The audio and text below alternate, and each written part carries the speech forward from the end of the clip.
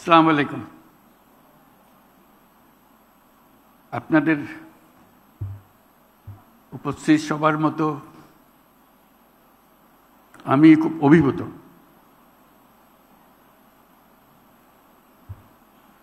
মানে কিভাবে মনের ভাব প্রকাশ করা যায় বোঝা কঠিন হয়ে গেছে। বাংলাদেশি হিসেবে নিজেকে এখন অনেক উচ্চতার মাপে অনুভব করছি। আমরা যদিও বেগম রোকেয়াকে স্মরণ করে এটা করছি, মনে হচ্ছে এটা মহিলাদের একটা বিষয়।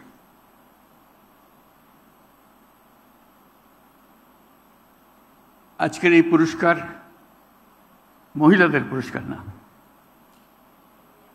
আমাদের সমস্ত জাতির পক্ষ থেকে এই পুরস্কার। আমরা সবাই দাঁড়িয়ে জোরে হাততালি দিয়ে তাদেরকে অভিনন্দন জানাই।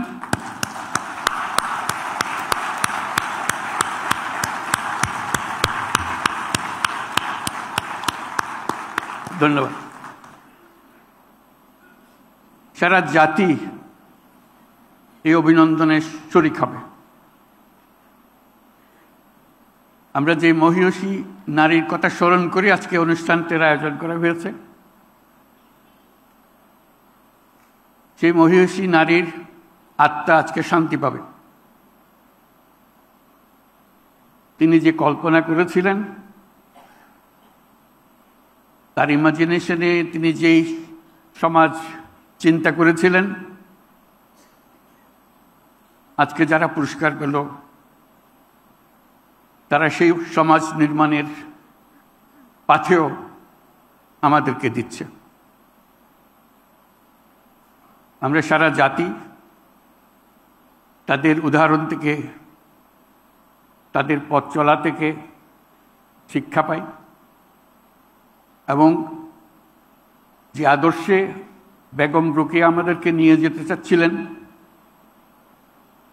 অতি চমৎকারভাবে তুলে ধরেছিলেন তার বক্তব্যে, তার লেখায়। আজকে যে চারজন পুরস্কার পেলেন, যারা রোকেয়ার সেই পথে আমাদের জাতিকে তুলে দিল, এগিয়ে দিল, আমরা ভাগ্যবান, আমরা ভাগ্যবতী। আমরা 100 বছর পরেও আরেকজন রোকেয়া সৃষ্টি করতে পারি নাই, এটা আমাদের দুর্ভাগ্য। তিনি যেসব দিক নির্দেশনা দিয়ে গেছেন, যেসব স্বপ্ন দেখিয়ে গেছেন, সেই স্বপ্নকে আমরা আমলে আনতে পারি নাই। কথা বলেছি, অগ্রসর হতে পারি না। আজকে তার জন্ম উপলক্ষে যে আয়োজন, সেটা শুধু তাকে স্মরণ করার জন্য না, আমাদের ব্যর্থতাগুলো খুঁজে বার করার জন্য। কেন আমরা ব্যর্থ হলাম? কেন এই 100 বছরেও আরও বেগম রোকেয়া আসলো না আমাদের মাঝখানে, যে আমাদেরকে পথ দেখাতো, এগিয়ে নিয়ে যেত, ধাক্কা দিত, মনে করিয়ে দিত কোন পথে আমাদের যাওয়া দরকার। 100 বছর পরে কি হলো? কত অগ্রসর হলাম?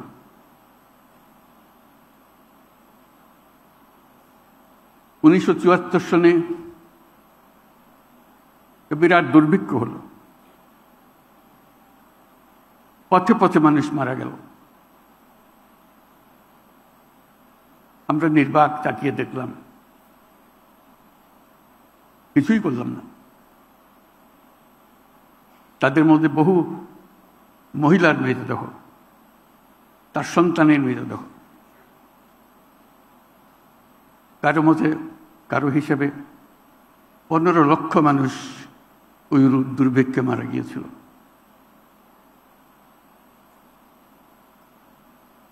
আমরা চিলমারির কথা শুনি, আমরা মঙ্গার কথা শুনি, শুনে পত্রিকার সংবাদের মতো একবার পরে এগিয়ে যাই। কি হলো তাদের, যারা প্রতি বছর মঙ্গার শিকার হয়, অনাহারে থাকে, তার জন্য আমাদের করণীয় কি আমরা হিসাব করিনি। এই যে দুর্ভিক্ষ হলো,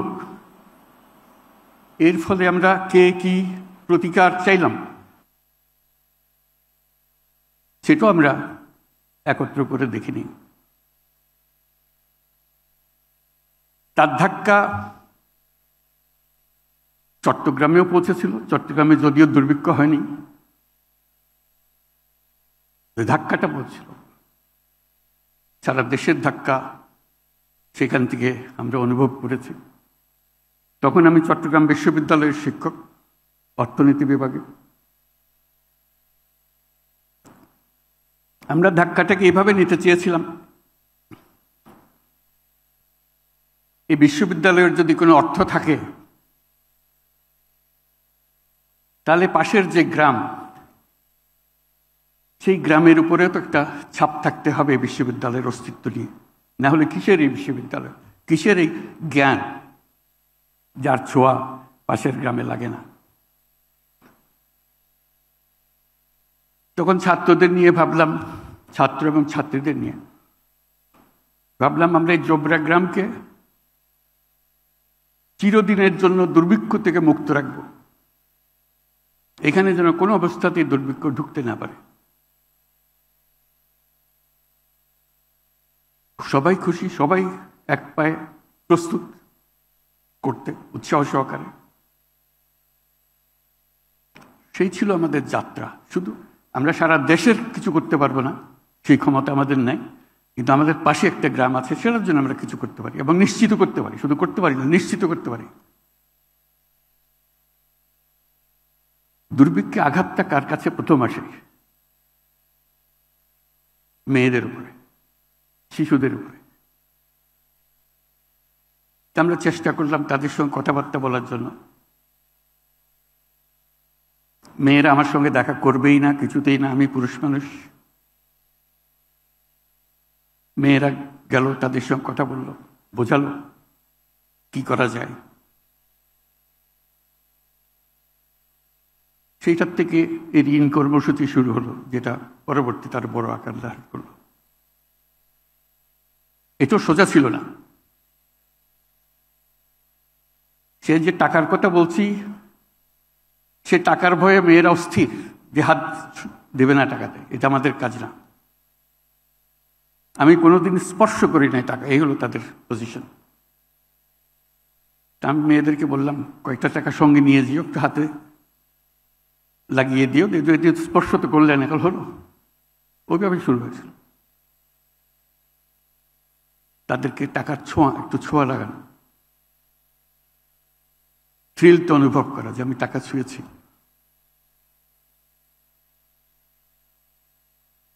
টাকা দিতে হলে একটা নামটা লিখতে হয়, নাম তো আর খুঁজে পাওয়া যায় না, কারো নাম নাই। এটা হলো মহিলাদের কপাল। সেই শৈশবে কারো মেয়ে, অমুকের মেয়ে, বিয়ে হলে অমুকের বউ, সে জানে না তার নাম কি। কোনো রকমে তার থেকে আমরা নাম্বার করতে পারি না, জানে না সে। বল সবাই তো চেনে আমাকে, অমুকের মা। সেই গেল এক অধ্যায়, নাম ঠিক করা। আমাদেরকে ঠিক করে দিতে হলো এক একজনের নাম, আপনার নাম ওই, আপনার নাম এই। তাতে আমাদের কাগজপত্র তৈরি করার জন্য, আর কিছুর জন্য না। মানুষ সমাজের একটা অংশকে কিভাবে নিজের থেকে বিচ্যুত করে ফেলে, তার নমুনা। তার কোনো সত্তা নাই, she doesn't exist। অমুকের মা, অমুকের মেয়ে, অমুকের নাতি নাতনি, এই পরিচয়ে তার পরিচয়। নাম তো দিলাম, বললাম না নামটা লিখতে শিখতে হবে। কোনোদিন হাতে কলম ধরে নাই,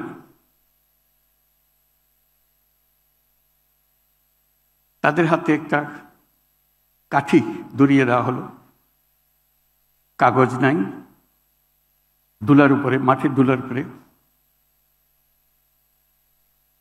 লিখবে। ওই নাম লিখতে না পারলে আমরা বললাম যে তোমরা আমাদের কর্মসূচিতে নেব না, এটা বিরাট চ্যালেঞ্জ। সে ঢুকবে, এই নাম লেখাটাকে শিখতেই হবে। দিন রাত পরিশ্রম করছে, টপ টপ করে চোখের পানি পড়ছে, এবং সেই নাম লেখা সে শিখল। সগৌরবে এসে পরীক্ষা দিল, নাম লেখা দেখাইল, সবাই মিলে হাততালি দিল,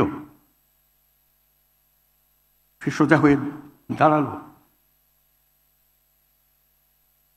সে তার নাম লিখতে পারে, তার নবজন্ম হলো। আমি এটা বলছি এই জন্য আমরা সমাজকে কিভাবে বিচ্ছিন্ন করে ফেলেছি অতি অনায়াসে, তার সত্তা, তার অস্তিত্ব অস্বীকার করে।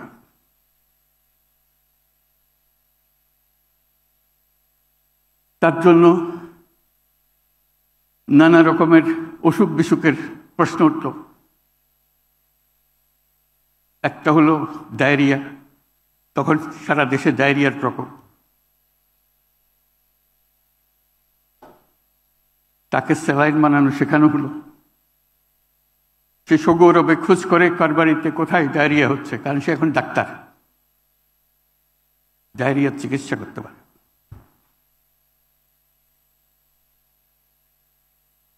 আমাদের সঙ্গে যারা এটা যত বড় হতে আরম্ভ করলো, আমাদের সঙ্গে আরো অনেক ছেলে মেয়ে যোগ দিতে আরম্ভ করলো, যাতে করে তারা ওই কাজে শরিক হতে পারে। তাদের প্রথম কাজ হলো, যারা এরকম আগ্রহী মহিলা আছে, সে যে বয়সেরই হোক, তার জীবনী লিখতে হবে। যে তার নাম জানে না, তার জীবনীও জানে না, কখন তার জন্ম হয়েছিল সেটাও জানে না, বয়স কত সেটাও জানে না। আমাদেরকে প্রশিক্ষণ দিতে হলো, আমাদের যারা নতুন যোগদান করছে, বয়স আন্দাজ করার কি কি উপায়, বয়স এস্টাবলিশ করা। বয়স্ক হলে বলবে, ওই যে বন্যা হয়েছিল, সবচেয়ে বড় বন্যা যেটা, তখন আমি ছোট, তখন মোটা হাঁটতে পারি, তখন একটা রেফারেন্স পয়েন্ট পাওয়া গেল। বন্যার থেকে সে যদি তখন হাঁটতে পারে, তার বয়স কত হতে পারে। যেহেতু একটা চট্টগ্রাম, সে একটা কথা বলতো, 59 মগি তুফানে আমি তখন দৌড়াদৌড়ি করতে পারি। 59 মগি কবে, সেটার থেকে বার করে তার বয়স বার করা। যে নিজের নাম জানে না, নিজের জন্ম তারিখ জানে না, নিজের অস্তিত্ব সম্বন্ধে কিছুই জানে না, সে এই হলো বাংলাদেশ আমাদের।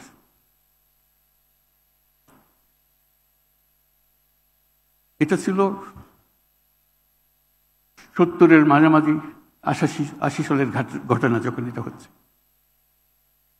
তার থেকে অনেক দূর পার হয়ে গেছে। গ্রামীণ ব্যাংক হয়েছে, তাদের আর্থিক উন্নতি হয়েছে, ছেলে মেয়ের লেখাপড়া বাধ্যতামূলক ছিল। গ্রামীণ ব্যাংকের একটা একেবারে নির্দিষ্ট করা ছিল, যৌতুক নেব না, যৌতুক দেব না। মহিলাকে সর্বনাশ করে দেওয়ার আরেকটা বড় উপায় যৌতুক।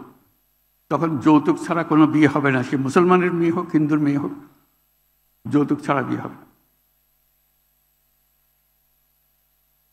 আমরা নিয়ম করলাম, যে যৌতুক দেবে সে গ্রামীণ ব্যাংকে থাকতে পারবে না, গ্রামীণ ব্যাংকে বের হয়ে তাকে যৌতুক দিতে হবে। এটার থেকে বহু রকমের কর্মসূচি শুরু হলো। কারণ গ্রামীণ ব্যাংকের বাইরে কাউকে যদি তার মেয়ের বিয়ে দিতে হয়, যৌতুক তাকে অবশ্যই দিতে হবে, নাহলে মেয়ের বিয়ে হবে না।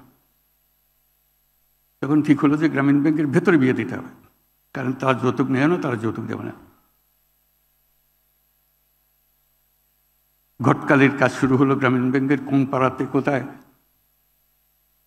মেয়ে আছে বিয়ে করার জন্য বা ছেলে আছে বিয়ে দেওয়ার জন্য।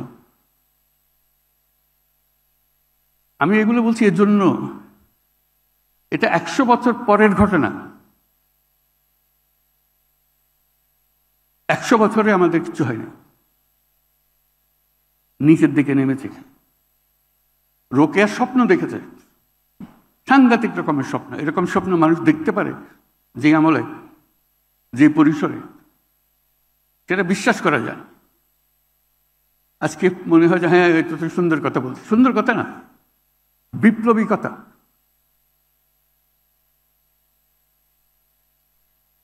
সমস্ত সমাজকে ঝাঁকুনি দিয়ে পাতা, কিন্তু সে ঝাঁকুনি বহন করে নিয়ে যাওয়ার লোক আর আসলো না। এটি হলো আমাদের দুর্ভাগ্য, যে কিভাবে আমরা নিজেকে নিয়ে ব্যস্ত থাকি। বেগম রোকেয়াও নিজেকে নিয়ে খুব ব্যস্ত থাকতে পেরেছিল, তার বহু কাজ ছিল, কিন্তু কোনো কাজের মধ্যে সে সমাজকে বালতি করেনি। সবসময় সমাজকে নিয়ে করেছে। তার যে কল্পনা শক্তি তার সাহিত্যে সে প্রকাশ করেছে, যে ভবিষ্যৎ চিন্তা সে করেছে। একটা বাক্য দেখে আমাকে অবাক হয়ে গেল, যে বলছে যে নারী কন্যাদের লেখাপড়া শেখাও যাতে তার অন্ন উপার্জন করতে পারে। সেই 100 বছর আগের কথা, 150 বছর আগের কথা।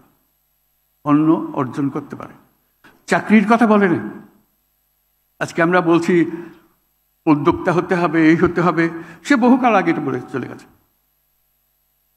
সে শিক্ষা নিয়ে চাকরির জন্য দৌড়াদৌড়ি করো, তোমার চাকরি কোথায় কোথায় আছে আমরা খোঁজ দিই, কিচ্ছু বলেনি। সে নিজের অন্ন ব্যবস্থা করবে। কাজে সেখান থেকে আমরা শিখতে পারছি না কেন? উৎসব করছি, সব করছি, কিন্তু শিখতে পারছি না। আমাদের দৈনন্দিন পথে রোকেয়ার সঙ্গে থাকুক, তাহলে এই সত্য কথা। আর আজকে যারা পুরস্কার পেলেন তারা শুধু বাংলাদেশের নয়, সারা বাংলাদেশকে তারা অন্য এক পর্যায়ে নিয়ে গেছে প্রত্যেকে। এটা আরো একটি পুরস্কার না, এটা যুগান্তকারী পুরস্কার, যারা আমাদেরকে দুনিয়ার সামনে অন্য স্তরে নিয়ে গেছে। এরা শুধু বাংলাদেশের মেয়ে না, এরা সারা পৃথিবীর নেতৃত্ব দেওয়ার মেয়ে। কাজে তাদেরকে যে আজকে আমরা পেয়েছি এই ছোট অনুষ্ঠানে সম্মান দেখানোর জন্য, এটা তার প্রথম ধাপ। তারা সারা বাংলাদেশকে পাল্টে দিচ্ছে। আজকে যে অনুষ্ঠানটা হলো, এটার কথা যখন পত্রপত্রিকা ছাপা হবে, পড়বে, প্রত্যেক মেয়ে চিন্তা করবে, কিরে বাবা আমরা কোথায়? আমরা কেন হতে পারছি না এরকম? তাদের স্ট্যান্ডিং, তাদের বক্তব্য, তাদের ফিলসফি, এটা শুধু বাংলাদেশ প্রেক্ষিতে না, এটা বিশ্ব প্রেক্ষিতে। এদের প্রত্যেককে সারা দুনিয়া সম্মান করে। আমরা প্রথম তাদের সম্মান দেখালাম, তাদেরকে ডেকে এটা পুরস্কার দেওয়ার জন্য। আজকের যে নারী সমাজ, গণ অভ্যুত্থান পরবর্তী নারী সমাজ, সেটা ভিন্ন নারী সমাজ, নতুন বাংলাদেশ গড়ার নারী সমাজ। এদের মাধ্যমে এই নতুন বাংলাদেশের যাত্রা শুরু। তারা শুধু নারীদের নয়, সবাইকে উজ্জীবিত করবে। সেই জন্য তাদেরকে উঁচু করে ধরে রাখা আমাদের জন্য এত দরকার। বেগম রোকেয়ার মতো যেন না হয়। সুন্দর লিখে গেছেন, আমরা পড়েছি, ভালো লেগেছে। কিস্সা খতম। ঝাঁকুনি দিতে হবে। এটা কোথাও এক জায়গা থেকে আসবে না, প্রত্যেক জায়গায় জায়গায়। কাজে সেই উত্তেজনা, সেই চেতনা নিয়ে আমাদের নতুন বাংলাদেশ গড়ে উঠুক। তাদেরকে সামনে রেখে তারা যে পথ আমাদেরকে দেখালো, দুনিয়ার সামনে উঁচিয়ে ধরল, সেই পথ আমরা দ্রুত যেন নিয়ে যাই। এর মধ্যে অনেক পরিবর্তন হয়েছে। আমি একটা পরিবর্তনের কথা বলি। আমরা যখন বিশ্ববিদ্যালয়ে পড়ি, অনেকের সেই অভিজ্ঞতা আছে, আমরা যখন বিশ্ববিদ্যালয়ে পড়ি, ইকোনমিক্স অনার্সে অনেক ছেলে ছিল, 4 জন মেয়ে ছিল। প্রায় বিভাগে তাই, কোনো বিভাগে কোনো মেয়েই ছিল না।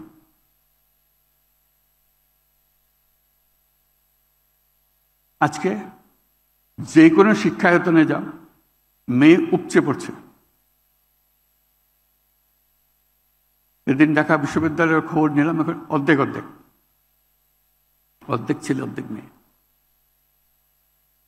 আমি শুধু জিজ্ঞেস করলাম, মেয়েদের হল কয়টা? বলে 5টা। আর ছেলেদের 13টা। বললাম যে এটা কোন বিচার হলো? মেয়েদের তো সবসময় সবার প্রথমে দরকার থাকার জায়গা। ছেলেরা তো যেখানে সেখানে সময় কাটাতে পারে, মেয়েরা তো পারছে না, পারবে না।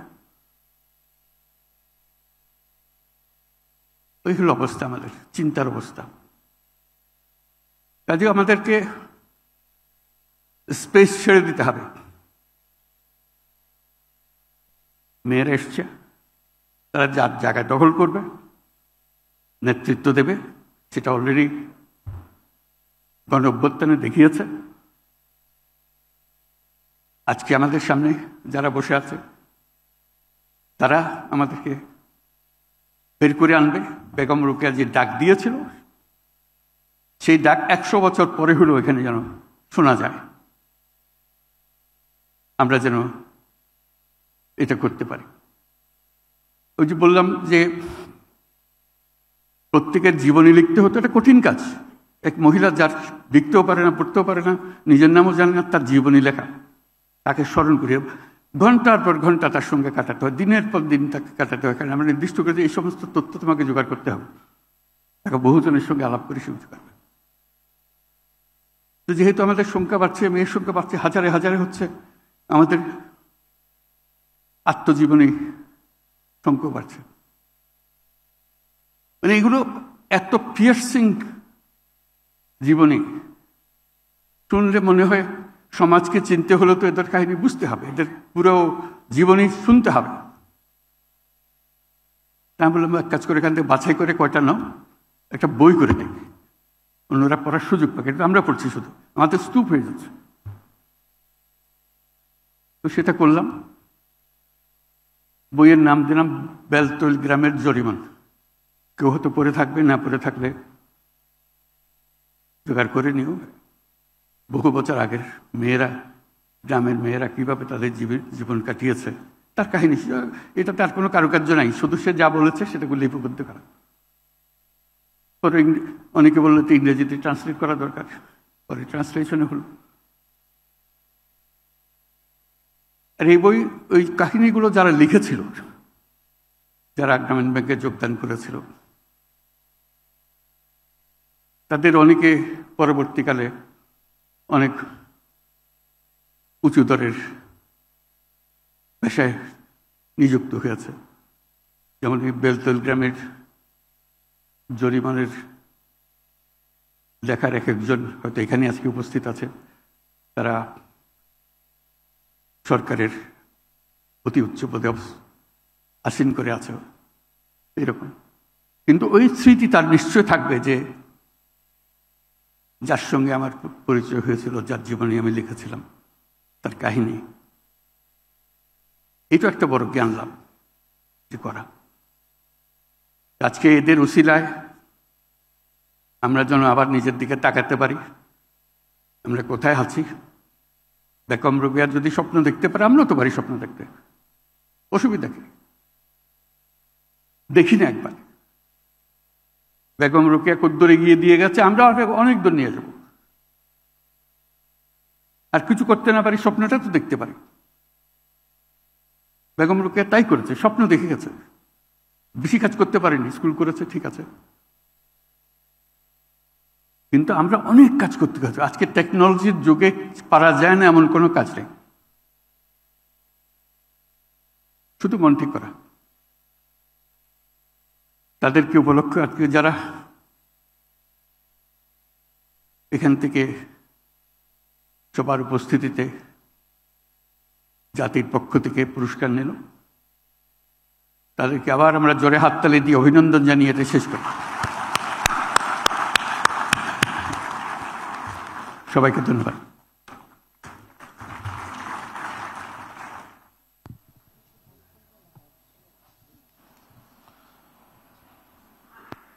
আমাকে মনে করিয়ে দিচ্ছে যে মন্ত্রণালয়ের নাম পরিবর্তন হয়েছে, এখন স্যার নারী ও শিশু মন্ত্রণালয়, আগে মহিলা। কিন্তু সঙ্গে সঙ্গে পয়েন্ট আউট করে দেবো, এখনো কিন্তু তোমাদের লেখায় আগের নাম রয়ে গেছে, ওটা সংশোধন করে দেবো। ঠিক আছে, অসুবিধা নেই। ঠিক আছে, থ্যাংক ইউ। আমরা স্বাগত জানাই নতুন নামকে।